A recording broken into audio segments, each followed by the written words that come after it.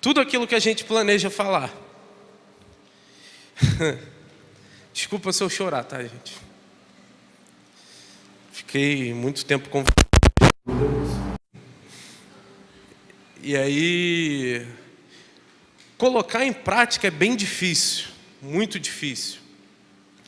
E é engraçado que enquanto eu preparava essa mensagem, desde que eu conversei com a pastora Vivi a respeito da data do culto, que tem mais ou menos um mês, no final da semana passada eu tive que botar algo em prática, que eu vou até dar um exemplo aqui hoje, que foi bem difícil para mim.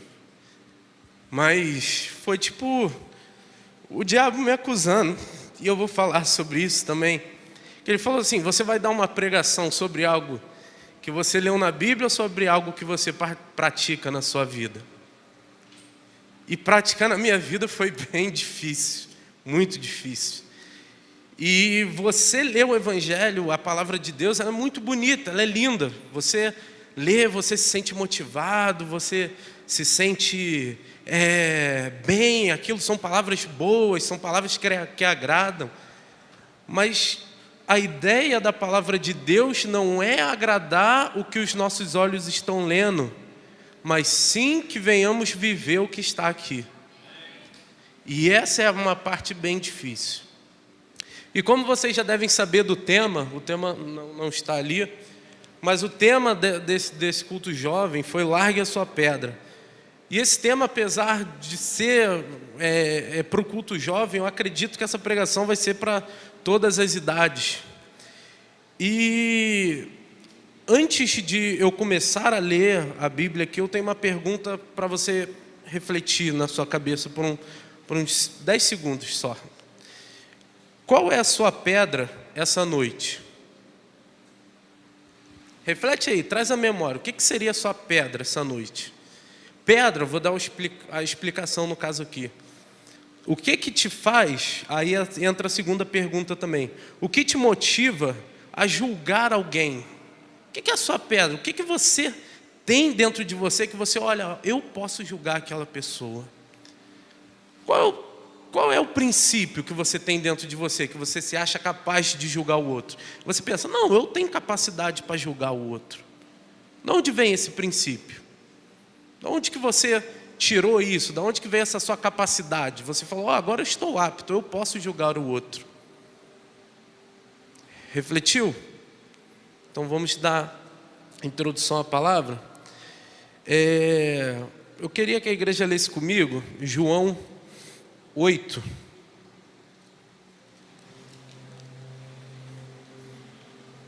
esperar abrir ali para a gente ler todos juntos. João 8, do 1 ao 11. Quem tiver sem Bíblia, vai ter aqui no telão para poder acompanhar a leitura. Jesus voltou ao Monte das Oliveiras. Mas na manhã seguinte, bem cedo, estava outra vez no templo. Logo se reuniu uma multidão e ele se sentou e a ensinou. Então os mestres da lei e os fariseus lhe trouxeram uma mulher pega em adultério e colocaram diante da multidão.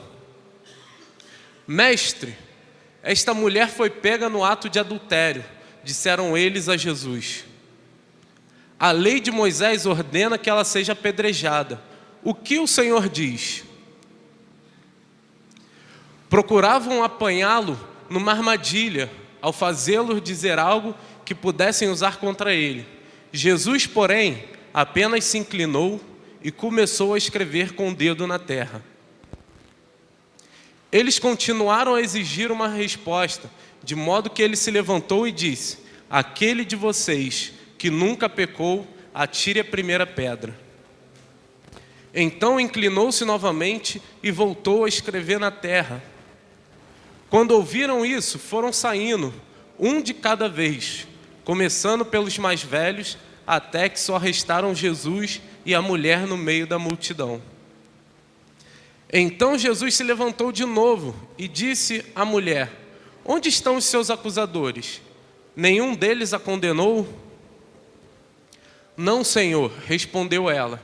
E Jesus disse: eu também não a condeno, vá e não peques mais. Eu já ouvi essa mensagem de diversas maneiras. Eu já ouvi em acusação a mulher pega em adultério. Eu já ouvi sobre a sabedoria de Jesus. Eu já ouvi sobre como as pessoas que iam julgar ela eram hipócritas. Mas eu tive uma reflexão diferente sobre a mulher. Porque eu particularmente nunca ouvi uma pregação dessa falando a respeito do sentimento dessa mulher pega em adultério. Normalmente quando a gente ouve uma pregação dessa, a gente só ouve a parte do: tá vendo o resultado do pecado? Que você precisa de Jesus. Mas a gente nunca para pensar o que aconteceu com aquela mulher em si. Qual foi o pensamento dela? O que será que ela estava passando no coração dela? E aí, diante disso, eu pergunto a vocês aqui, dessa vez é para responder: quem gosta de ser perdoado? Tem um pessoal que não gosta não. Vou refazer a pergunta. Quem gosta de ser perdoado? Amém. Todo mundo gosta, né? Então, eu digo para vocês assim, voltando lá às primeiras perguntas: da onde parte o seu princípio de acusar o outro se você gosta de ser perdoado? Por que você acusa o outro? Você não gosta de perdão? Então por que você não divulga o perdão em vez de divulgar a acusação? Ou isso é só comigo? Só eu que fazia isso? Não vou pedir para ninguém falar que fazia não, tá, gente? Calma. Mas eu falo aqui, eu fazia isso. Muitas das vezes preguei mais acusação do que perdão. Preguei não no sentido de pegar o microfone e falar aqui na frente, mas como eu disse, na prática, de botar a prática. Porque não adianta nada eu vir falar uma mensagem linda e maravilhosa e chegar ali fora eu viver algo totalmente diferente. Então, como vocês falaram para mim que gostam de ser perdoados, eu tenho a dizer para vocês o seguinte: eu vou reencenar para vocês. Imagina Deus, Jesus está ensinando lá, igual como se fosse eu aqui, ele está ensinando, tem o povo aprendendo. E aí chega um outro grupo, entra por aquela porta um outro grupo, e eles vêm carregando uma mulher, acredito que com pouco carinho. Acredito que eles deviam estar apertando, batendo naquela mulher já no caminho. Eu duvido que eles chegaram e só falaram: vamos lá com a gente. Duvido que isso aconteceu. Então já começa pela essa ignorância que essa mulher sofreu a ser conduzida até Jesus. E chegam diante de Jesus e falam para ele assim: essa mulher foi pega em adultério. Para quem não sabe, esse povo que levou essa mulher era judeu. E o adultério é um crime contra a lei de Moisés. E para eles a lei de Moisés é acima de qualquer coisa. E até decora isso, que para os judeus a lei de Moisés é acima de qualquer coisa. Que no final vai ser bom vocês lembrarem dessa frase. E aí eles jogam ela diante de Jesus pensando: agora vamos ver se ele obedece a Moisés, a lei de Moisés. Porque Jesus também era judeu. E como judeu, ele teria que estar debaixo da lei de Moisés. Só que Jesus tinha o entendimento de que ele estava primeiramente debaixo da autoridade de Deus. Amém? E debaixo da autoridade de Deus está a lei de Moisés. Quando você tiver esse entendimento, quando você parar para olhar o cenário político no Brasil, de leis sobre educação, sobre casamento homossexual, sobre reforma trabalhista, você pensa: meu Deus, eu vivo debaixo dessa lei. Mas tenha na sua cabeça que essa lei está debaixo do poder de Deus. E se você vive debaixo do poder de Deus, você está em cima de qualquer lei criada pelos homens. Consegue ter esse entendimento? Isso é muito forte, querido. Quando eu me deparei com isso, eu falei: nossa, então, por mais que a Bíblia fala que eu devo viver conforme os ensinamentos, conforme as leis do homem, a Bíblia também me ensina assim: primeiro você vive debaixo da presença de Deus. Porque sem a presença de Deus, você pode ser o cara mais exemplar da lei dos homens, você vai terminar no inferno. Isso não adianta nada. E Jesus, com uma sabedoria de um Deus, vira e faz o quê? Ele poderia começar: solta ela, vocês são malucos, vocês estão machucando ela. Não, e acredito que isso gera um certo alvoroço, que aqueles homens chegaram, e aquela mulher, acredito que se retorcendo para poder se soltar, e Jesus, olha aquela cena toda, e ele abaixa, e começa a desenhar no chão. Isso demonstra claramente uma postura, como tem três psicólogas aqui, eu não sei se tem mais alguém que é psicólogo e tal, mas vão entender que uma pessoa que no meio de um alvoroço, no meio de uma gritaria, ela consegue abaixar e desenhar no chão sem olhar, isso demonstra um controle emocional muito acima da média, certo? Aos psicólogos aí, eu estou falando alguma mentira, eu estou inventando alguma coisa. Então ali Jesus já mostra assim, o meu controle não está no que acontece em volta. O meu controle está aqui dentro, porque vem de Deus. Então toda vez que você se deparar com uma situação, que você olhar e tiver tudo uma bagunça, que o seu emprego estiver ruim, que a sua família estiver destruída, que a sua vida pessoal estiver arruinada, você lembra assim, a minha ligação é aqui com Deus, então eu estou seguro. Esse é o pensamento que Jesus tinha naquele momento. E quando Jesus começa a desenhar no chão, com toda aquela calma, aí eles começam a ver assim, olha, na ignorância a gente não despertou a atenção dele. Infelizmente, no alvoroço ele não deu atenção para a gente, então vamos fazer ele falar. E aí falaram: olha, Jesus, essa mulher foi pega em adultério. Vai fazer o quê? Trazendo para a linguagem de hoje, né? Vai fazer o quê? Foi pega em adultério. A lei de Moisés diz que ela deve ser apedrejada. Como eu disse, fica ligado nessa parte da lei. A lei de Moisés diz que ela tem que ser apedrejada. Se Jesus não fosse uma pessoa de sabedoria, ele claramente ia falar: bom, se a lei manda, eu vivo debaixo da lei, então joga pedra nela aí, gente. Você não precisava nem trazer até mim. Era uma armadilha. Só que eles não sabiam que eles estavam falando com o Filho de Deus. E uma característica importante de filho é o seguinte: quando eu trago o Davi aqui, quem aqui conhece o Davi, o meu filho? Quem olha para ele, primeira coisa fala que ele parece com quem? Com a Natália, também. Mas falam que ele parece com quem? Comigo, certo? E quando o Davi toma algumas atitudes, ele parece com quem? Comigo, certo? Quem tem filho aqui? Quando o seu filho toma algumas atitudes, principalmente o pai, que normalmente é sempre o mais bagunceiro, né? Foi uma criança mais bagunceira, a mãe já fala o quê? É bagunceiro igual ao? É bagunceiro igual ao? Jesus é filho de quem? Tem sabedoria igual ao?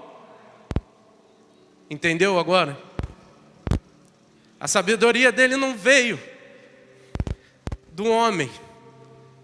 A sabedoria veio de com quem ele conviveu, de quem o fez, de quem estava com ele, de quem desde o princípio estava junto com Jesus. Desde o princípio caminhavam a Trindade, o Espírito Santo, o Deus Pai e o Deus Filho. O Deus Pai é a sabedoria máxima.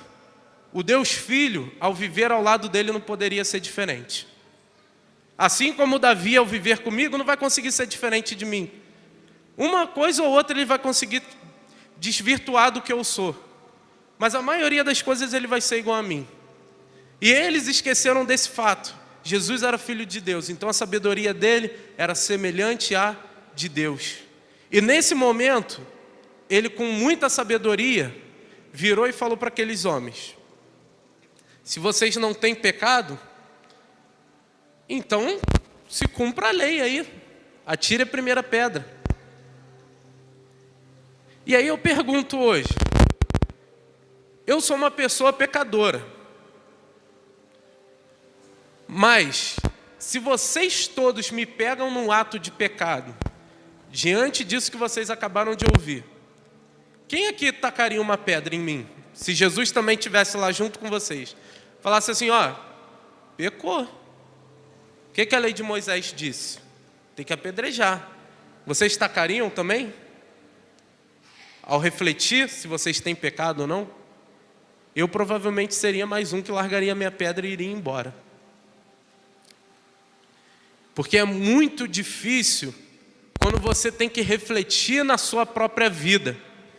Quando você, antes de tirar o cisco do seu irmão, você enxerga a trave no seu olho, e aí você fala, caramba, eu não sou tão bom assim quanto eu imaginava. E é muito difícil. É uma palavra meio que amorosa, mas é uma palavra dolorosa também, porque a gente tem essa tendência de nos acharmos melhores uns do que os outros. Isso é natural.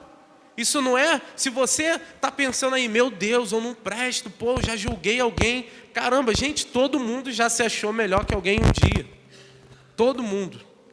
Não tem uma pessoa aqui dentro que vai falar, não, eu sempre tive humildade, nunca fui melhor que ninguém. Todo mundo já passou por isso.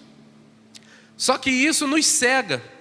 E a cegueira fez pensar o quê? A vida dessa mulher vale menos que a minha. O pecado dela é pior do que o meu. E aí eu pergunto para vocês também, quantas vezes ao pecar, ao errar, a ter um momento de fraqueza, vocês se depararam e pensaram assim, eu sou pior do que o outro? Isso só aconteceu comigo? Ninguém nunca se sentiu pior do que o outro, gente. A autoestima de vocês é boa demais. Já aconteceu isso comigo. Ao eu tomar uma atitude errada, eu mesmo me acusar, não é ouvir de outra pessoa, eu mesmo me acusar. Eu sou pior do que o outro. Eu não mereço isso porque eu fiz tal coisa. Quantas das vezes a gente se pega perguntando assim, será que eu mereço o amor de Cristo com a vida que eu levo? Será que eu não estou na igreja, Jesus vai me amar? Ou Jesus só vai voltar a me amar quando eu estiver lá dentro? Eu vou falar uma coisa para você não ficar com dúvida. Você que está afastado da igreja, você que está vivendo uma vida de pecado, você que está vivendo uma vida que o inimigo acusa você de que você não merece esse amor. Você merece esse amor sim, amém? Então, faz assim com a sua mão. Levanta sua mão, todo mundo. Fala assim, eu recebo o amor de Cristo na minha vida. Porque Ele morreu na cruz, levou os meus pecados, e eu sou dele. Amém. Saia daqui com esse entendimento, esse pensamento, essa acusação, esse pensamento de eu vou para o inferno porque eu pequei, isso não vem de Cristo, isso vem do diabo. E chegando desse momento, as pessoas largaram a pedra e foram embora. E ficou, a Bíblia relata ali que ficou Jesus e a moça pega em adultério, e a mulher pega em adultério. Irmãos, pensa assim, igual eu falei, eu pequei aqui, Jesus também está aqui, vocês estão aqui, e Jesus lança essa palavra diante de vocês. Ó, quem não tiver pecado, joga pedra. Aí todo mundo vai largar a pedra, vai embora, vai ficar só eu e Jesus aqui. Aí eu quero que você entenda o medo daquela prostituta, o pavor que ela sentiu. Porque vocês notaram que ficou Cristo e a mulher adúltera? Sabe por que ficaram eles dois? Porque ele tinha total autoridade para apedrejar aquela mulher. E eu vou trazer para os dias de hoje. É como se cada um tivesse com uma arma na mão e todo mundo fosse embora. Mas aí ficou Jesus e você. E Jesus com a arma na mão. E você de frente para Jesus. E Ele tem total autoridade para tirar sua vida naquele momento. Isso ia te trazer medo ou não ia? Reflete um pouco nisso. Isso ia trazer medo para você? Uma pessoa que com uma autoridade dada por Deus para tirar a sua vida, está diante de você para te lançar no inferno, agora, imagina você nessa situação agora. Você está diante de Cristo e se Ele ordenar, você vai para o inferno. Isso te traz um desconforto, um medo? Talvez você pense, mas agora eu não estou em pecado. Mas pensa no momento que você errou feio aí na sua vida e Jesus estava lá. E se Ele desse uma palavra, você iria para o inferno. Isso gera um desconforto em você? Ou para você tá bom ir para o inferno? Tá ótimo, tá legal. Para mim não tem problema não, eu vou. Dá um desconforto, né? Pela cara que eu vejo de vocês, dá um desconforto, né? Que a gente sabe que o inferno, é quente, né? É ruim. Então dá aquele desconforto, a gente pensa, deve ser chatão lá, né, cara? O que eu vou ficar fazendo lá a eternidade queimando, né? Então, dá esse certo medo. E eu imagino o medo que aquela prostituta sentiu que aquela mulher adúltera sentiu naquele momento. E eu fico pensando, agora ele vai me apedrejar. Porque ele falou aquele que não tem pecado. Ele não tem pecado, ele vai me apedrejar.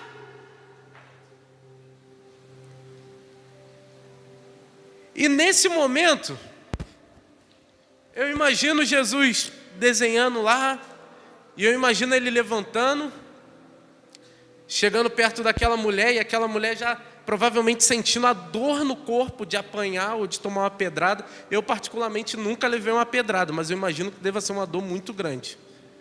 E eu fico imaginando ela já meio que encolhida, pensando, é agora que eu vou apanhar, é agora que eu vou levar uma pedrada.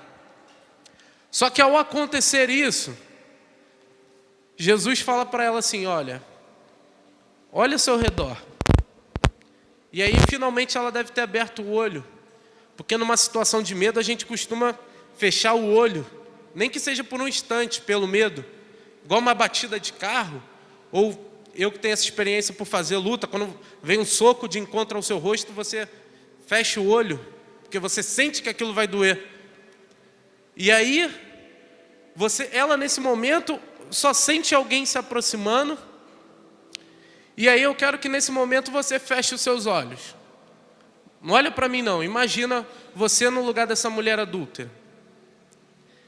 Você está ali pecador, você está ali errado, você está ali com a sua vergonha exposta diante de todos. E aí imagina Jesus caminhando agora na sua direção. Sente a presença de Deus se aproximar perto de você. E ele fala assim, olha, ainda de olhos fechados, olha, estamos só eu e você aqui, não tem mais ninguém. Não sobrou ninguém para te condenar. Sobrou eu estou aqui. Mas eu quero te dizer uma coisa. Eu, o Cristo, Filho do Deus vivo, não te condeno. Não te condeno. Mas a minha orientação sexual é diferente. Eu não te condeno. Mas eu já adulterei. Eu não te condeno. Mas eu sou mentiroso. Eu não te condeno. Mas eu já matei alguém. Eu não te condeno. Entenda essa mensagem essa noite. Receba o amor de Cristo essa noite. Não quero saber qual foi o seu pecado. Não quero saber que tipo de vida você vive lá fora. Mas eu posso afirmar para você que se Cristo tivesse aqui essa noite e você tivesse um momento sozinho com Ele, Ele certamente iria virar para você e iria falar, eu não te condeno.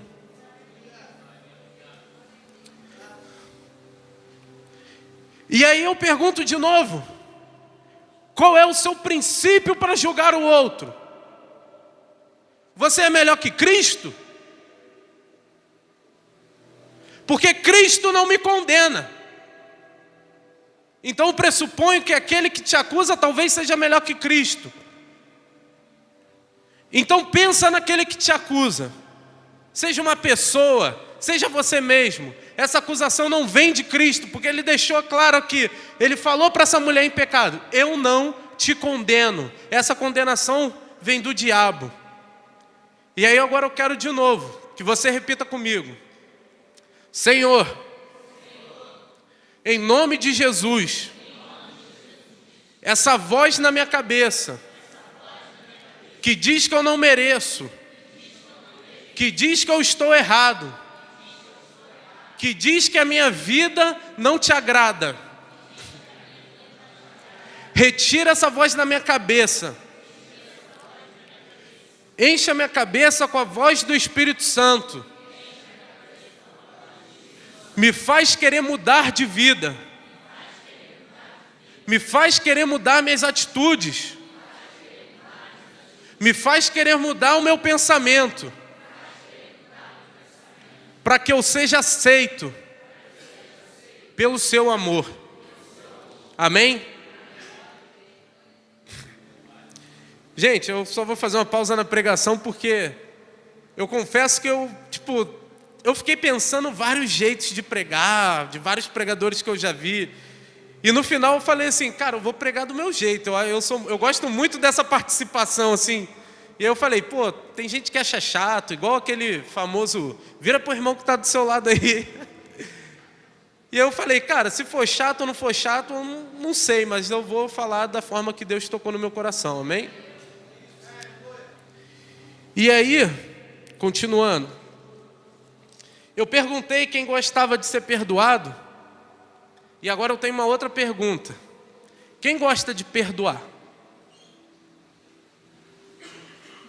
Tem alguém que gosta de perdoar, mas alguém gosta de perdoar? Tem pessoas que não. Não, eu sei que tem pessoas que perdoam com facilidade. Tem pessoas que, não importa o que você fez para ela, você deu uma batidinha no ombro e fala: foi mal aí, aquela pessoa esquece.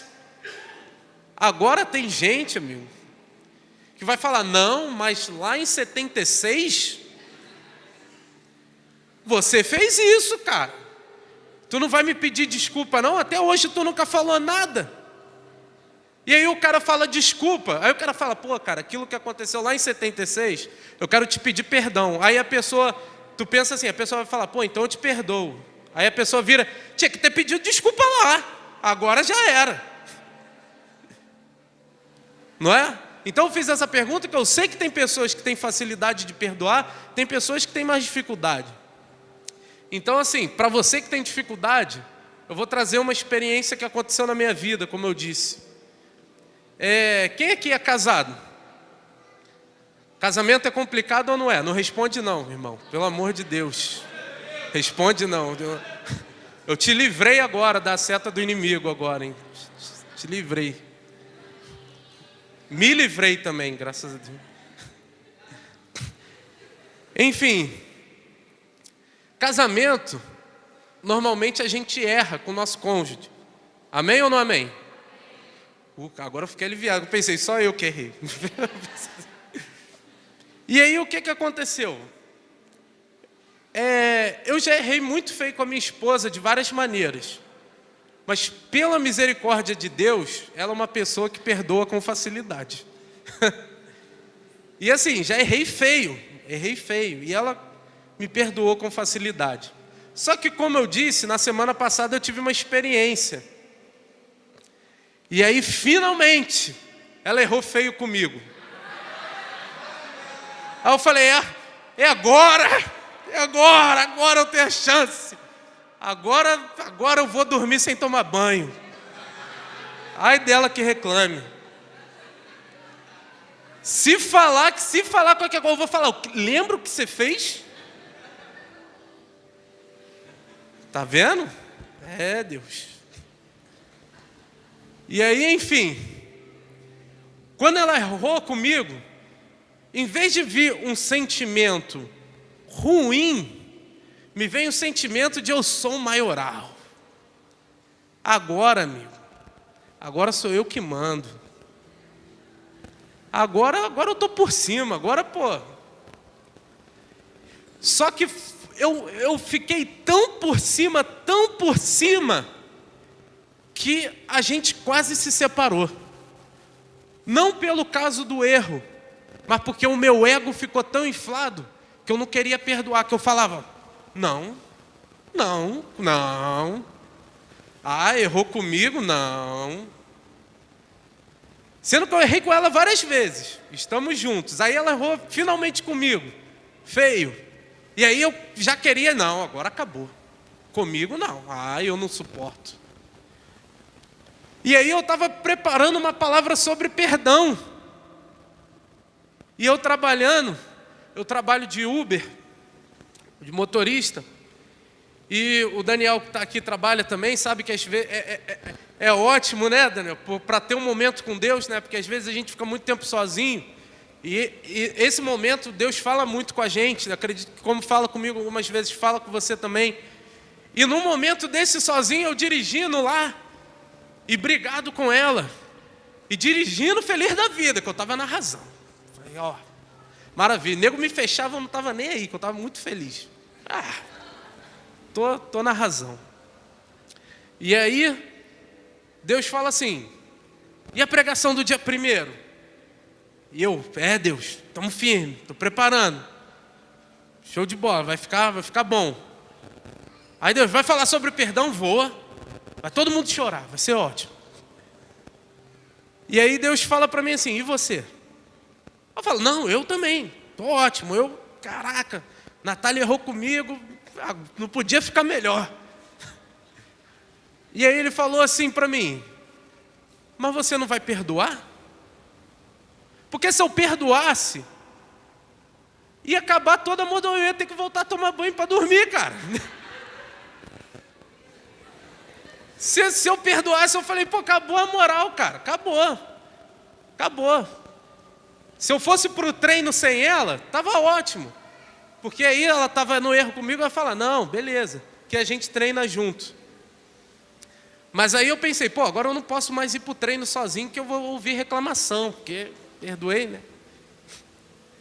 E aí, Deus falou assim, você vai falar de perdão, mas sem perdoar? E eu vou falar, eu nunca senti uma coisa tão difícil na minha vida, que foi descer de um pedestal de privilégio, de eu sou melhor, de eu sou mais certo, de eu vou conseguir as coisas porque eu estou num patamar acima, para poder perdoar alguém. E por isso que eu falei para vocês que eu tinha essa experiência. E aí, finalmente, depois de muita briga, de muita discussão, eu finalmente chamei ela no quarto quando eu cheguei para trabalhar. E aí falei para ela, senta aí. Aí fazendo aquela cara de suspense, né? Porque eu ainda estava na razão. E aí falei para ela assim, ó,